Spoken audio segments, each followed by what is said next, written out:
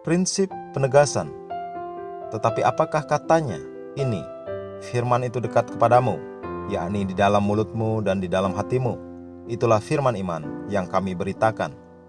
Sebab jika kamu mengaku dengan mulutmu bahwa Yesus adalah Tuhan, dan percaya dalam hatimu bahwa Allah telah membangkitkan Dia dari antara orang mati, maka kamu akan diselamatkan. Karena dengan hati orang percaya dan dibenarkan, dan dengan mulut orang mengaku dan diselamatkan.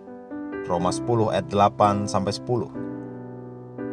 Mengherankan bahwa banyak yang menganggap enteng ayat di atas dan melewatkan pewahyuan yang menakjubkan bagi gereja, seperti yang diwahyukan di dalam Ibrani 13 ayat 5 dan 6. Jangan kamu menjadi hamba uang, dan cukupkanlah dirimu dengan apa yang ada padamu, karena Allah telah berfirman, Aku sekali-kali tidak akan membiarkan engkau, dan aku sekali-kali tidak akan meninggalkan engkau.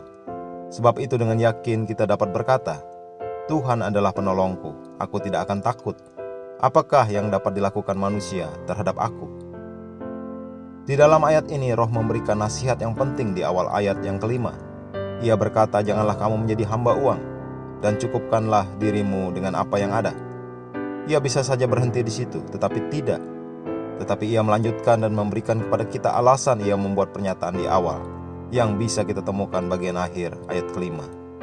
Karena Allah telah berfirman, Aku sekali-kali tidak akan membiarkan engkau, dan aku sekali-kali tidak akan meninggalkan engkau. Kalau saja ia berhenti di sini, itu artinya ia hanya ingin kita melihat sebuah janji yang sebenarnya sudah baik. Namun ia menyatakan sesuatu yang cukup dalam di ayat selanjutnya dan berkata, Sebab itu dengan yakin kita dapat berkata, Tuhan adalah penolongku, aku tidak akan takut.